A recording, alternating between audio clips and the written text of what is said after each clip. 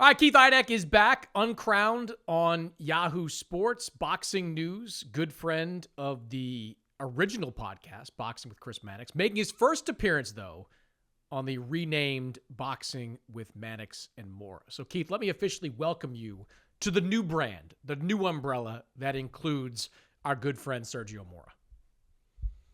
Well, where is he? He's missing right now. He doesn't get up this early to do podcasts. Can't say it includes Sergio Mora when Sergio Mora is not included. Sergio. I was hoping. So Sergio Good. He's on a once a week schedule, right? Like we are both going to be in Vegas at the end of the week for the Golden Boy show, headlined by Floyd Schofield. So we will do our podcast there, and if it's an entertaining show, maybe we'll do a podcast afterwards. But getting Sergio, out of bed for Zooms this early in the day, it's complicated, Keith. I just got to say that. It's like 11 something in the morning in doesn't matter. In California. He's not awake. That's some schedule he's got. I do like to antagonize him because, when Sergio's awake, especially on fight days, because fight days he does sleep all the time. When Sergio's awake when he starts putting out 5 or 6 tweets in a row. He'll tweeting, subtweeting DAZN. He'll be tweeting different things. That's when he just rolled out of bed, grabbed his phone, and decided to start being active. So definitely, if you fast forward to Saturday, it'll be noon, 1 o'clock Pacific. You'll see Sergio start tweeting, and he'll be off to the races for that. But good to have you back on as always. And look, you have another big story out there right now on Uncrowned about effectively the 1-year anniversary of Saudi Arabia's jump into this boxing space. It was a year ago that we saw Tyson Fury against Francis Ngannou. We've had a lot of shows since then. What was kind of your takeaway of kind of examining a year of Saudi involvement in boxing? Chris, it was an interesting story to report and to write because I was trying, of course, to write as balanced a story as I possibly can while giving them credit for infusing more money into this business than we've ever seen. It comes with complications, of course, and I think even the people that do business with them are understanding and acknowledge those complications from how Saudi Arabia is perceived worldwide. This is, some people will call it sports washing. Some people say, no kidding, it's sports. They're trying to improve their image worldwide. Which country doesn't? Lou DiBello is great. I mean, Lou's obviously a very educated guy and has strong opinions on virtually everything under the sun, as you and I both well know. But Lou gave me some great context for the story and said, hey, look, you can call it whatever you want, but every country's tourism board tries to portray their country in a positive light. Now, has Saudi Arabia had more negative interactions worldwide than, let's say, Australia? Well, of course, and that's what complicates the story. And I just think overall, the infusion of money into the business has had an immensely positive effect on the business. I don't know that in the long term, unless the Saudis remain involved in the business in this capacity, that it will have a long-term effect, because we've seen people come and go in this business, and not to this degree, Chris, as you know. I mean, it's just an unfathomable amount of money that they've spent over the course of 1 year in the business and have put together some of the fights that people really have wanted to see. So I guess, without droning on too much about this, if you're a boxing fan, do you feel better off than you did a year ago in that you've seen Beterbiev Bivol, which was never going to happen without them paying for it? You by the end of December will have seen Tyson Fury and Alexander Usyk fight twice, not once. You'll have seen a lot of other fights and guys put into predicaments that they otherwise would not have been in. Let's just say Jared Anderson. He would not have fought Martin Bakole, obviously, if Turki Al-Sheikh didn't convince him to do that and pay him enough to do that. So if you're a boxing fan, are you getting more out of viewing this sport, consuming this sport, and having to pay for it in all of the ways that you're now required to pay for it, which is outrageous? Are you getting more out of it now than you were a year ago? I think you would probably argue yes. The pay-per-view prices, they want to lower those prices. There's nothing wrong with that, nothing wrong with that at all. Picking public fights with Canelo Alvarez, I could do without that. And I think in hindsight, that's something that Turki Al-Sheikh would say that it was a mistake. He's not looking to crap on fighters and to get into arguments with fighters, but they are used to getting what they want when they want it. And in that case, they did not. And I think that's all just part of doing business and learning. There's a learning curve involved in this, and I think that's hopefully what they're taking out of it after their first year in the business, and they're applying those lessons that they've learned from a financial standpoint and other standpoints, and hopefully will grow and remain in the business because it's been good for the business overall. And this business that you and I mean, you don't exclusively make your living in it, but you make a big portion of it. And I make my entire living in this business. It needs help, and they're helping. Yeah, I think for boxers, it's been all upside because from the main events down to the fight openers, these guys are making extraordinary purses. The B sides of these fights are making extraordinary purses. So for boxers, it has been an unquestionable plus, an unquestionable positive for boxing. I do think, and I'm sure you raise this question. You kind of talked about it there. Like the question is boxing healthier for this involvement? It certainly is healthier to have the kind of marquee events made that otherwise wouldn't be made. The Better Be a Bebo fight is a great example. I agree with you 100%. Without the Saudis, I don't think we ever would have gotten that fight. Or at least if we did get it, it would be because one of them lost and something would have changed the trajectory of both those guys. Saudi Arabia's presence, Turki Al-Sheikh's presence, his interest in the sport has enabled those fights to happen. At the same time, you're getting a lot of cards over in Riyadh. And look, we're a global world, a streaming world. You can watch anywhere at any time. But I think there is something that is lost by not having a huge event headlined by Tyson Fury on UK soil, or whatever the next big the Terrence Crawford fight being on the US was great, and I think that's necessary. But having these fights in places where the fan exposure, the media exposure can be most significant, I think is important for the overall health of the sport. I don't blame Turki Al-Sheikh and the Saudis for wanting to consolidate as many fights as they can on Saudi soil. The whole point of this for them is to turn Saudi Arabia into some kind of tourist destination, to bring people to Saudi Arabia, to be part of Riyadh season. But I think we're probably years away from kind of learning about whether or not it is healthy for the sport overall to have so many fights in one location. That is away from the traditional fan base and the traditional media coverage that's out there. I don't know if you agree with that, but that's sort of my Yeah, 10,000 foot takeaway. Chris, I do. And it's tricky because if someone comes in and provides literally all of the funding for a fight to happen, who am I or Do somebody whatever you sitting want. sitting in their living room in Nebraska or wherever to say, well, you can't put it in Riyadh.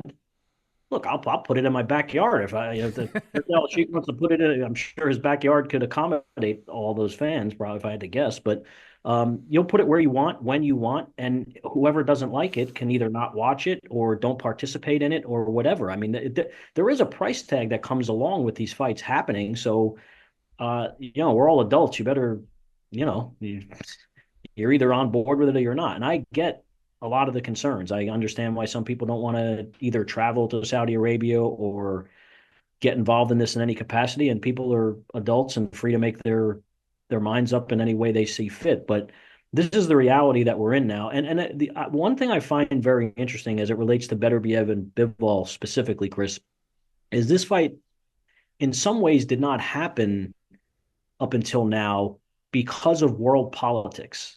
Because the fight would have occurred in Russia by now. The money would have been available in Russia by now had Russia not invaded Ukraine 2.5 to 3 years ago. Fight would have happened. Now a country that's criticized for its politics and its long history in the Middle East is the country that came and made this fight happen that didn't really happen for political reasons. It's kind of interesting that that's the way it all unfolded. Yeah. Yeah. It certainly will be worth watching moving forward. And one thing I'm curious about is when they do more UK centric shows, will UK fans start to travel more? Like, you're not going to get a lot of US fans traveling to Saudi Arabia. The travel, it's just too far, like, to go. And it's expensive. It's expensive, correct. But for a UK fan that may want to go see Tyson Fury, it's not that expensive and it's not that long of a trip. What, I don't know exactly from where, but 6 hours roundabout to get to Riyadh. One thing I would say is a lot of those Tyson Fury fans or Anthony Joshua fans or whomever, they want to go get hammered, and that ain't the place to do it. That's correct. That's another. But I would say, like, some of these atmospheres have been, okay, average. The Fury Usyk first fight atmosphere was outstanding. I was there for that. That was a legit big time atmosphere. That felt like a Vegas fight. It really did. Some of the other ones, even better, BF Bivol, don't have massive fan bases. It probably would have done a bigger crowd in Vegas, in Canada, where Better BF is living, Russia certainly, but the Fury Usyk fight was interesting. Like, a lot of British fans came to support Tyson Fury. I'm very curious to see how many of them will show up for the rematch, which is just as big. I mean, this is another big opportunity, big moment for Tyson Fury, for all of boxing. I'm curious to see how that plays out. So check out Keith's full story over at Uncrowned on Yahoo Sports. Keith, on this show today, I want to talk a little bit about what we saw with Regis Prograis and Jack Catterall, a little more fallout from Tim Tszyu, and I also want to get into some light chatter about the future of Canelo Alvarez. But I want to start with Prograis against Catterall. That fight won by Jack Catterall by decision. Prograis got off to, I thought, a pretty good start in that fight, picked up a knockdown against Catterall in the early rounds, but then started to fade, got knocked down twice in the second half of the fight, winds up losing a decision. Your thoughts on what you saw between Prograis and Catterall? Yeah, I thought Catterall was very careful in the first few rounds because he knows that Regis can punch, and Regis is an athletic guy and obviously has succeeded at the top level. And I think while he lost, I think that he showed that he could. I don't think he's necessarily a gatekeeper at this point. He only has 3 losses, and this was a much more palatable loss, not for him, but for the public, the paying public, than was the Devin Haney loss. That was embarrassing, and I don't think anyone foresaw that. So I think this kind of indicated a little more. And, Devin Haney, if Devin Haney fought Jack Catterall, I obviously would favor Devin Haney. But Jack Catterall is a championship caliber fighter. He's very tricky. And the fact that Regis was in this fight with him and did score a knockdown when Catterall's glove touched the canvas. And you probably could argue that he was either winning or close to winning halfway through the fight, and then Catterall kind of came on and obviously scored those 2 knockdowns in the final minute of the 9th.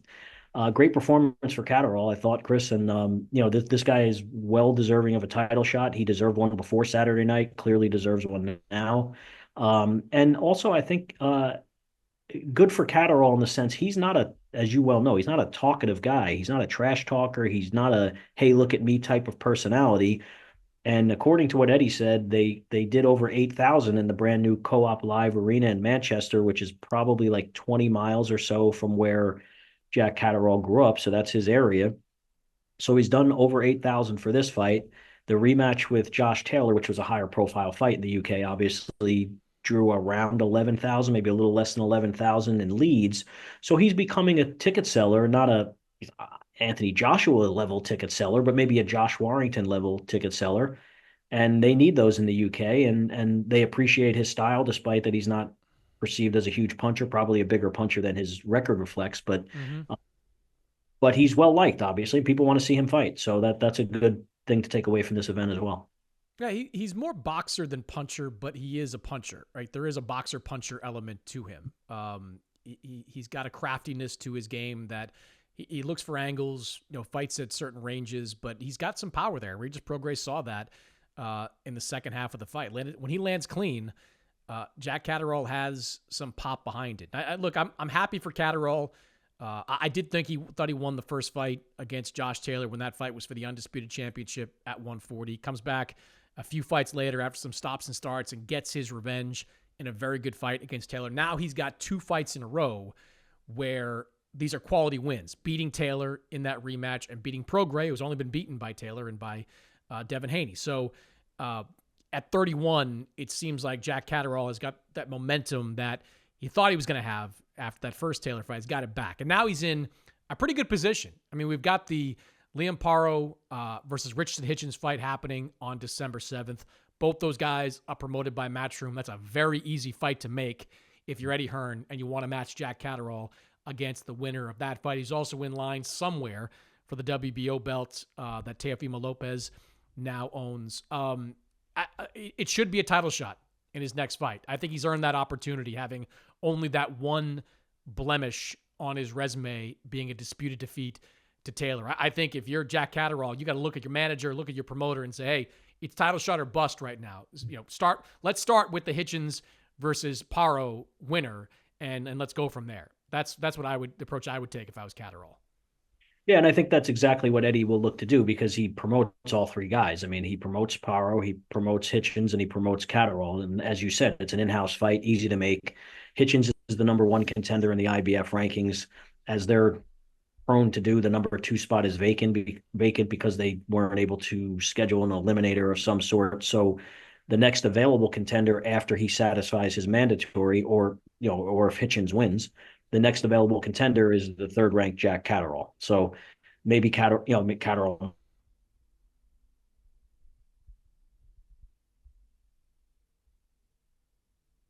is in the rankings. He deserves it more than deserves a title shot at this point. He hasn't, since what happened in the first Taylor fight, he hasn't gotten one.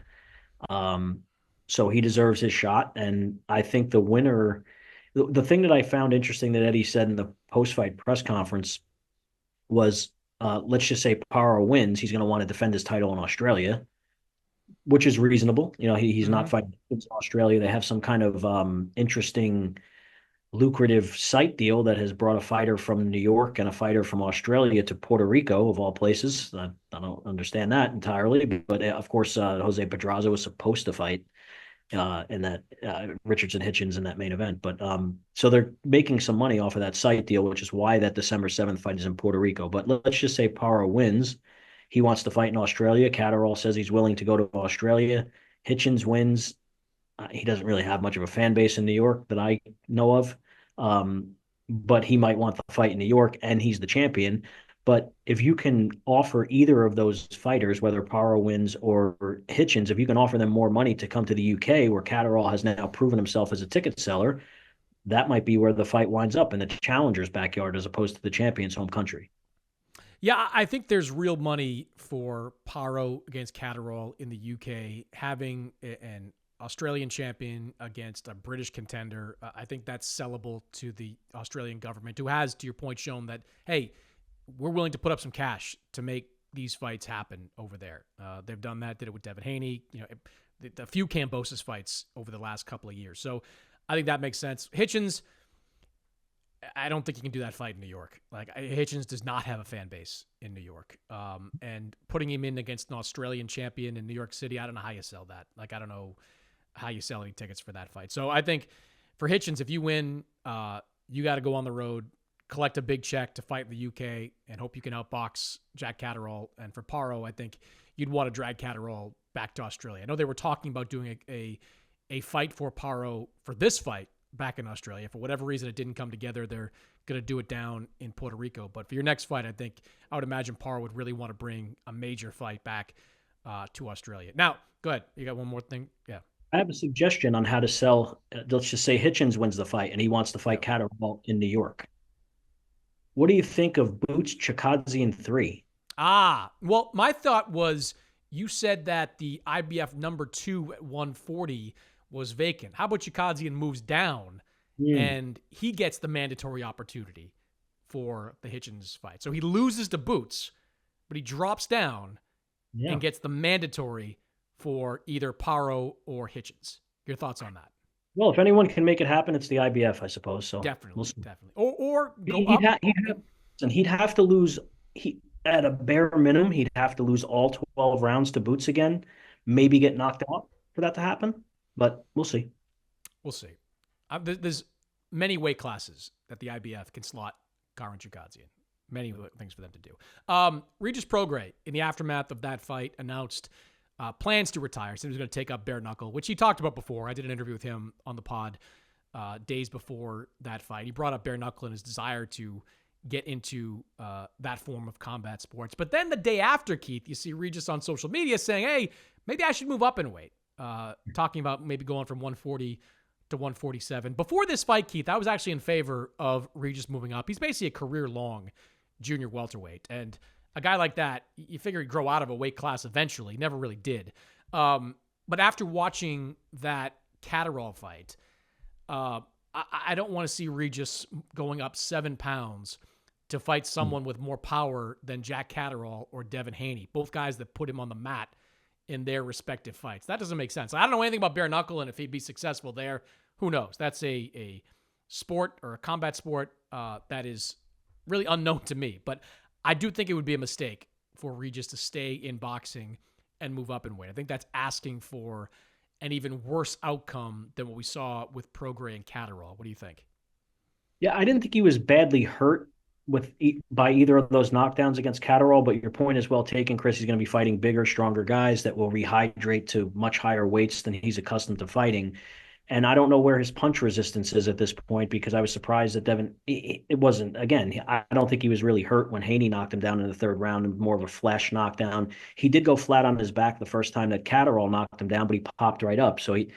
But you're right, though, that he shouldn't be fighting bigger, stronger guys. And the last thing I would want to see him do, despite how tough of a guy he is and how much resilience he's shown in his life, surviving Katrina, relocating, bouncing around, and making a life for himself and his family, I don't want to see anyone do bare knuckle fighting, because it's just too brutal. It's unsafe. I don't like it. I mean, I understand it's sanctioned and all that stuff. I don't like seeing people beat the shit out of people in the street. I don't want to see that. And I don't, if you have, I believe Regis has at least 2 children, maybe 3, made a lot of money. If you don't want to box anymore, that shouldn't be what you do. Go, run a business or train people, do something else. And it's just not. Yeah, I'm sure his wife would tell him the same things. I'm sure she doesn't want him doing that. The boxers are all nuts to certain degrees. But yeah, I don't want to see him do that. But one thing I will say is, if he retires, he'll be one of the guys that I miss most interviewing, because that he has always been a brutally honest, very generous guy with his time, and sometimes says off the wall stuff that obviously is counter to the norms, even in boxing. And and he's been a great quote, and he's generated headlines, and I don't think he's being inauthentic when he says those things. I think he believes some of those things, but he's just always been a great guy to deal with in that respect, and a classy, respectful guy. So you hope the rest of his life, whatever it is after boxing, is treats him and his family well. And he said, he said to me last week, he said something like, he said it was the headline that we used for the story on Uncrowned. He said he was delusional.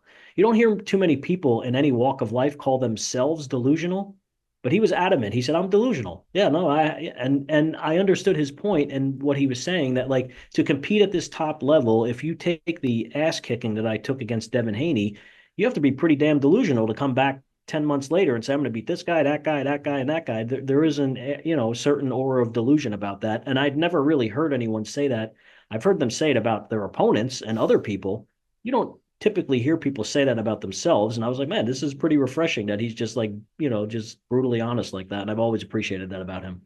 Yeah. And look, he didn't have a Hall of Fame career, but he had a really good one. He's a 2-time world champion who took on all comers. Whenever there was an opportunity to fight someone, I'm sure I'm omitting something, but more often than not, very much more often than not, Regis Prograis took on the very best in his weight class, entered the World Boxing Super Series, and came up just short against Josh Taylor. Signed this deal with Matchroom. And Eddie Hearn noted this after the Catterall fight. Like, Regis didn't have to take this fight against someone the caliber of Catterall in his third fight and final fight of that Matchroom deal. But Regis knew the best way to get back into the world title picture, to get your shot at someone like Liam Paro, was to win a big fight. And he rolled the dice, and he came up a little bit short.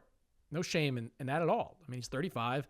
Again, maybe you do bare knuckle, see if you can have some success there. I do hope that he kind of goes back to what he originally said after the fight, that, maybe it's time. Maybe we should let these young guys take over. And because I talked to him about this last week, like, it's going to be a lot of guys at 140 and 147 that are going to want to get that name on their resume. Regis still only has 3 losses. Like, do you really need to see Regis in with like Adam Azim, who was calling him out, Dalton Smith, another guy in and around that weight class, some of the young guys at 147 that might want to take him on? Like, I don't want to see that. Like, his career didn't end the way he wanted it to, but it doesn't end like in a really bad way, if that makes any sense. Like, he got the most out of his career, and I'd like to see him kind of walk away it like this, as opposed to maybe walking away with some other bad stuff kind of happening to him there.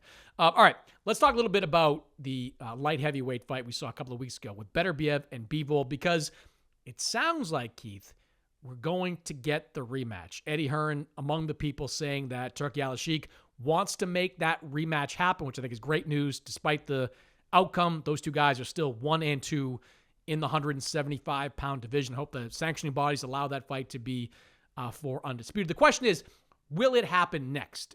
We know that Beterbiev has one of those crazy IBF mandatories. Bivol's out there now without a title. He can do whatever he wants. But do you think it's better for this fight, this rematch, to happen immediately, or do you think an interim fight in between could potentially make it even bigger?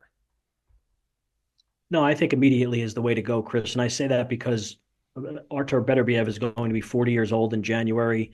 He has been a professional boxer for 10 years. He has 21 fights on his record because he is very injury prone. So I don't think him. And what is the point? Who is he going to fight? Like if you told me he's going to fight David Benavidez next, well, yeah, sign me up. And I don't even know that David Benavidez is going to beat Morrell. That's a very difficult fight. But let's just did. And he was going to fight David Benavidez instead of Bivol. Well, yeah, sure. But there aren't many alternatives to Bivol in the light heavyweight division that are going to be appealing. So I think this is the time to make the fight. It wasn't, it wasn't Corrales Castillo or anything. It's not like people are tripping over themselves to see it a second time. It was reasonably entertaining and it was very competitive. And Bivol probably deserves a rematch. And if, to our original point at the beginning of the podcast, if the General Entertainment Authority of Saudi Arabia wants to fund it, okay, great. Let's see it again. And if it's in Riyadh instead of wherever, but maybe they'll bring.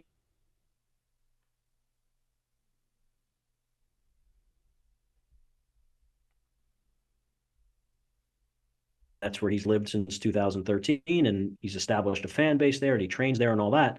But Bivol didn't want to go there to fight him for obvious reasons. But now that he's not the champion and he lost the first fight, maybe he might have to make that concession, and then the fight makes sense to do in Canada. I don't know what's going to happen with Russia and Ukraine, so I don't think that would be an alternative anytime in the near, the foreseeable future anyway. So probably would be in Riyadh or maybe Quebec or nowhere else, I guess. But the fact that it would be happening and they're going to fund the fight with no questions asked, again, has to make consumers of this sport thankful, because I don't know, other than Benavidez, like I said, if he were able to beat Morrell, that there's another fight in the light heavyweight division that you would rather, people would want to see Canelo move up to fight, obviously. But at a certain point, while I'm not on board with what Canelo seems to be doing now with his career, I don't think it's a reasonable ask for him to move up again to light heavyweight and fight Beterbiev. I mean, at a certain point, he's a small dude. He shouldn't have even fought light heavyweight 2 times, let alone to move up, Keith, to move up and fight a guy that had Bivol on his bike for 12 rounds. Exactly. And Bivol, who beat him 9 rounds to 3 at a minimum, so with pressure, like Bivol put pressure on Canelo in that fight, like that. No, we'll talk about Canelo in a minute, but I agree with you on that one. I'm with you on the fight happening right away, and I'm with you for the exact same reason. Like, Artur Beterbiev is as fragile as it gets in boxing right now. Like, any moment he could have a foot injury, a knee injury, a dental injury, an arm injury. Like, you never know with Artur Beterbiev. So the sooner you can get these two guys back in the ring, the better. Both these guys seem to want it. They certainly want the $10 million paydays that came with it the first time around. So why risk a interim fight with whoever that IBF mandatory is? Why risk it for Bivol in a lower level fight that he may not get up for? Bivol's done that in the past. Like, he rises to the occasion of big fights. He sometimes sinks to the lower ones and doesn't perform quite as well in those types of fights. No reason to take any risk on that whatsoever. April, May, June, whenever it may be. I know Ramadan comes into play for Artur Beterbiev as well, so you got to figure out the timing on that. But as soon as it's available, you got to go out there and you got to make it happen. You mentioned Benavidez, and I wasn't going to bring this up, but it just jumped to mind. Benavidez, we assume, is going to come back in January against David Morrell. It's going to be a PBC pay-per-view. Also hearing now that maybe Tank Davis could be on that pay-per-view. That Tank Davis fight that was supposed to be in Houston in December, that seems to have evaporated at this point. What's going on with Tank? I know he wants to be busy, but it's just like the price tag is too high for him to, for PBC to pay for a fight like that. And they're going to put him on that Benavidez Morrell card. What do you think there?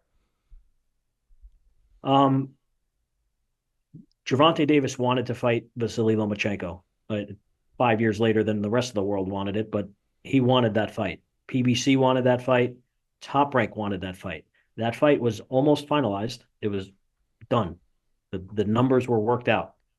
Vasily Lomachenko came back from Ukraine to the United States and said, I'm not fighting Gervonta Davis. I'm not fighting anyone.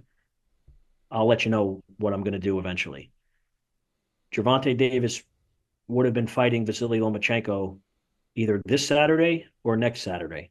So in some ways, I understand what people are going to say because I know what you're going to say and I know what I'm going to say. He's going to be 30 years old in a couple of weeks. And his year in I guess it'll be 2025 now, but his year in 2024 looked like it was going to amount to Frank Martin, who's a solid fighter and was undefeated going into the fight. It would have been Frank Martin and Lamont Roach. Not really acceptable. I understand he's a big star. There's no two ways about it. He knocks people out. And he did want to fight Lomachenko. So I got to preface everything I'm saying. He wanted that quote unquote smoke. Lomachenko's toward the tail end of his career. The fight should have happened long before now, but he was willing to fight Lomachenko. The fact that Lamont Roach was the best that they could do once Lomachenko walked away from the negotiations, it's pretty telling. I don't know what, I know Valenzuela didn't want the fight apparently, and he's of course the guy who beat the guy who people wanted to see fight Tank again, in Isaac Cruz. I'd be more comfortable. I don't think I don't think Jose Valenzuela would have had a real opportunity to beat Tank, but it would have made more sense than Lamont Roach, who's a junior lightweight, moving up. He's a good fighter. I mean, Lamont Roach is a good fighter, a good dude. The fight would have made more sense to me in the DMV area because that's where they're from. What sense does it make to be in Houston? I have no idea, but I think if you can pair it with this Benavidez Morrell fight, then you're on to something because people want to see Benavidez fight Morrell. But if you're going to ask people to pay $80 or $85 to watch Gervonta Davis fight a junior lightweight that he's going to knock out, well, maybe there's more people that are willing to do it than I believe, Chris, because I know we're going to talk about this later. A lot of people bought Canelo Berlanga. Many more people than I thought were going to buy it. So, these fan bases are rabid and they're loyal. And if you're just like trying to have a party and watch your guy Gervonta Davis knock someone silly and you don't mind paying $80 for it, well, you're free to do that.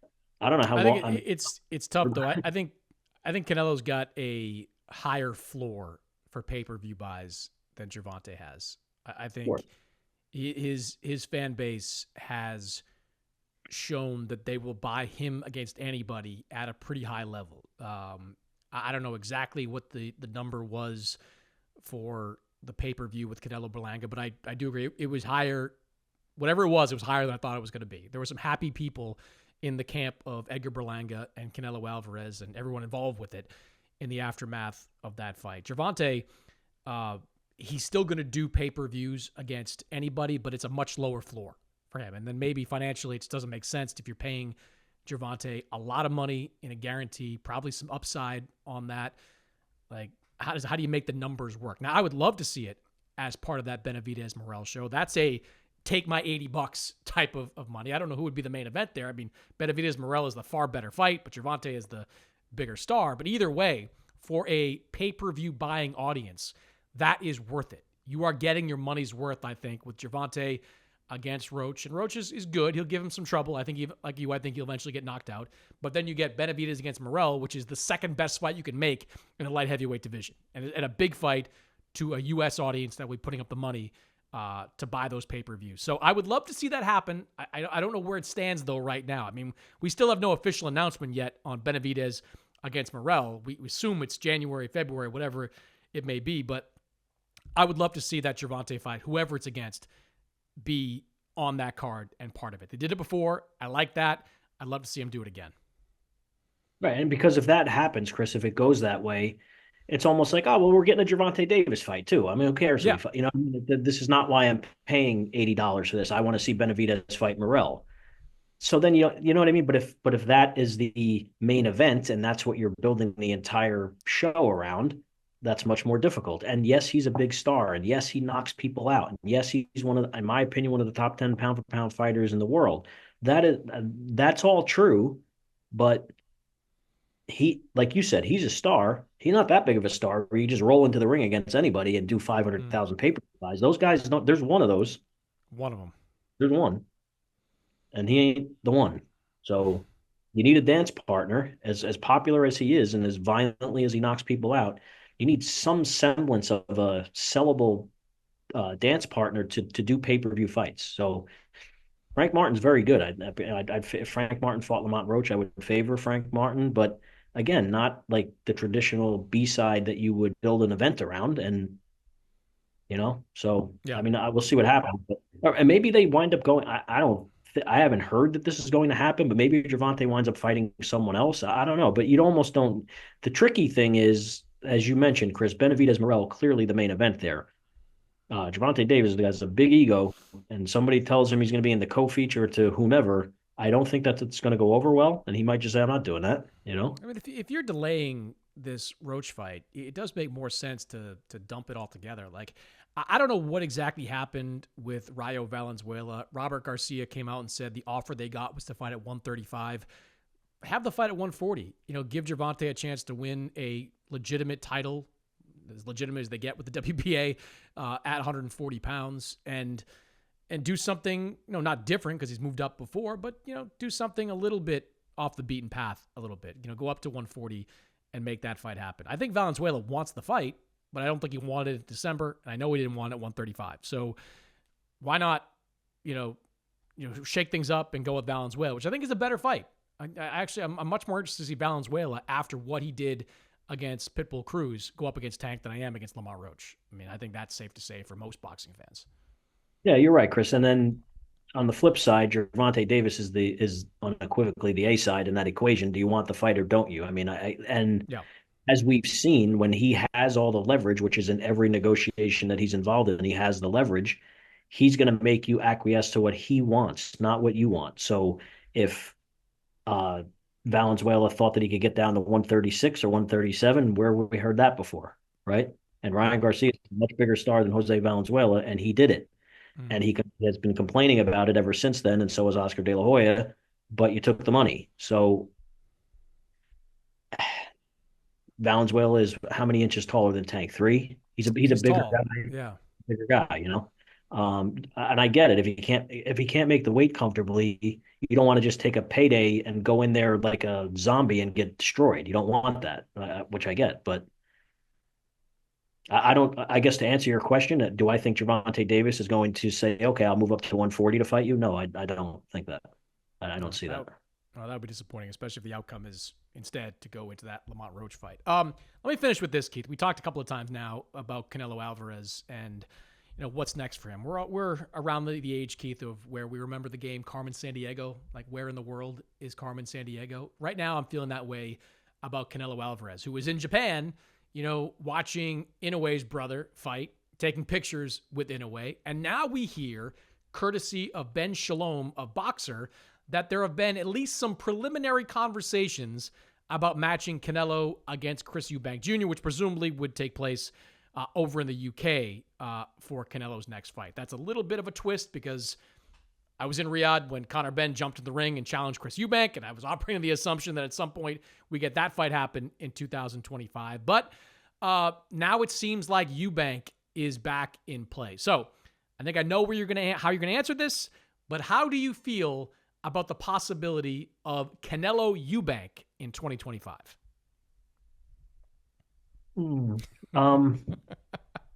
For the listening audience, that was a deliberate pause by Keith Idec there as he massages his temples. Well, look, can we just see Eubank fight Ben and just get it over with already? Because it's inevitably going to happen. The UK, there's an appetite in the UK for it, so just let it happen. No one in their right mind wants to see Canelo. Well, his fans don't seem to care, so maybe they're fine with him fighting Eubank. And he has said for a long time that he wants to experience fighting in England. He wants to do that. So again, he's the star, so he can do what he wants. Clearly, the Berlanga fight is proof positive of that. He can do what he wants when he wants. He'll make how much ever he makes, and whoever doesn't like it can piss off, including me, including you, include whatever. It's fine. I mean, he's the biggest star in the sport. Doesn't mean people have to like it and have to go along with it and say that it's a good idea. It's not a good idea. Chris Eubank Jr. has absolutely zero chance to beat Canelo Alvarez. We all know that. He might not beat Conor Benn. So I certainly don't want to see him fight Canelo Alvarez. Let me tell you, Keith, he throws those rear uppercuts like he did against Camille Zarameta. Canelo is going to knock him silly. that much I know. Liam Smith knocked him silly. And we saw what Canelo Alvarez did to Liam Smith, however long, 8 years ago, 9, whatever. Back in 54, yeah. So, and I'm not, Liam Smith's a great dude. He had a fantastic career. I'm not, but he knocked him out. So I know he's more comfortable at 168 pounds. I get all that, but Eubank's a great talker. I mean, he's made quite a career for himself, and maybe he'll wind up getting this fight if this is the path that Canelo continues to choose. And again, it's well within his right to do it. We just don't have to like it. Does that make Eubank like the British Berlanga? Because Berlanga was chosen in part because he can talk. And he did have the glossy record, and he was officially the mandatory, whatever that means. But he was chosen because he can sell a fight. I think Eubank Jr. similarly can sell a fight. I think it should be a 10-1 type of odds going in, but Eubank can certainly make it interesting in the buildup. And think of how excited the fans in the UK would be to have Canelo come over there for a fight. I mean, it would sell out, I'm sure. It's not a good fight, but the event would be good. And like you said, Eubank will sell it, and he'll do his best to convince people that he has a real chance to win when we know he does not. But the event would be successful. So if you're Canelo and you're looking at it like this is the risk is relatively minimal, or as minimal as it can be when someone's trying to knock your head off, and that's what you want to do, go ahead. Okay, but I mean, you're running like don't complain. And his fan base, I mean, geez, man, like, can you just look at something objectively for 5 seconds? I mean, they just whine. You hate No, I don't hate Canelo. I hate that he's wasting whatever's left of his physical prime with fights that no one wants to see, that are irrelevant, that do nothing to. Okay, he's making a lot of money. He already has more money than his grandchildren could spend. I don't care about him making more money. I mean, who cares about that? Why would you care about that if you're a fan of Canelo? That he's going to make a lot of money. Great, fantastic. I don't know. All fighters should make as much money as they possibly can. The risk involved in the sport is just unfathomable to normal people who don't want anyone punching them in the face once, let alone hundreds of times. But what do I care if he's going to make a lot of money to fight Chris Eubank? He's going to make a lot of money. Who do you want to see him in with then? Because if you take Benavidez and Morrell off the table, if you take 175 off the table, and granted, I know Benavidez would drop back down to 168 in a heartbeat for that fight. But if you're just looking at the landscape right now, there's nobody at 168 that interests me at all, right? Like the most interesting marketable fight is Terrence Crawford. And I still think that's in play because as long as the Saudis are out there, Turki Al-Sheikh is out there, and there's interest, that fight is always going to be in play. But other than that, I don't know where you go. I don't know what's interesting at 168. I love Diego Pacheco. He's not all that interesting. Christian Mbili, fun fighter. He's not all that interesting to me. I'm not, this isn't a vociferous defense of a Chris Eubank Jr. fight. But if you're Canelo and you're like, you know what? They'll probably pay me a ton of money to go over to the UK to club this guy in 5 rounds. Why not? Why don't we have a good time? My issue, Keith, is if you're going to do that, just dump the belts. Just let them all go. You've already given up one. Give up the other 3. Keep the Ring Magazine belt if you want until somebody emerges to take that from you as well. But liberate the division, so to speak, from these at this point, and not hold those belts hostage if you're going to fight the guy like Chris Eubank. You make a great point, Chris, in that no one cares whether he has the belts anyway. He's the undisputed super middleweight He's the champion. No king. one otherwise. It doesn't matter if Diego Pacheco Dare fights you disrespect William Skull? Like so disrespectful. I was trying a to keep Skull's little, name out of this. Skull a heads unite. little, a little disrespectful that you didn't make your way over to Berlin That's last week or whatever it was. when that William Skull victory tour comes to the U.S. Doesn't matter what city it's in, Keith. I'm going. I'm in. I'm all in. Skull heads. As it relates to super middleweight, and I think we might have discussed this on the podcast the last time I was on, maybe the time before that. But there are a lot of interesting fights to be made within the super middleweight division that do not include Canelo. Guys all at comparable levels, like Mbili and Munguia. I'd love to see Mbili fight Munguia. It's a firefight. Let's see Yep. it. Who cares what belts are on the? I don't care about that. I just want to see a great, entertaining fight. It Top just rank makes could. that fight easier to be made, though, Keith, if there's a belt, right? Like, if you can put a real title on the line, it does grease the skids to make a fight like that happen. And it matters to the fighters. It doesn't matter to Sure. me, but it doesn't matter to them and their legacy. Like I understand that. Like it's not all about like what we all want to see. Even the consumer, the fans who are the most important people in all of this. Even if it's not important to them, it's important to the fighters. So I understand that, but it speaks to your point about Canelo just giving up all the titles and going doing. No one finds any more value in a Canelo Alvarez fight, including the people who just blindly support no matter what he does. Do they really care if he's the IBF champion or the WBO? They're going to see Canelo Alvarez because if they cared about that type of stuff, they would demand that he fights more imposing opposition, and they're not. So they don't care about that either. So just get rid of the belts and save yourself some money, right? Don't Yeah. Are you going to give 3% or 2%, whatever you negotiate with the sanctioning bodies when there's a unified fight or whatever? Why give it to them? For what reason? Go fight Chris Yeah. Eubank for a lot of money, like we said. So, but yeah, I mean, there's Beck the bullies in the division. There are a lot of guys in the division that are interested. Diego Pacheco, as you mentioned before. It's a Uh, deep division of good fighters. the guys at comparable levels, like I had written something like that or maybe mentioned it on Twitter and people are like, that division's trash. I'm like, well, if you think that division's trash and you can't make interesting matchups among some of the guys that we mentioned, why are you watching the sport? For Mm. what?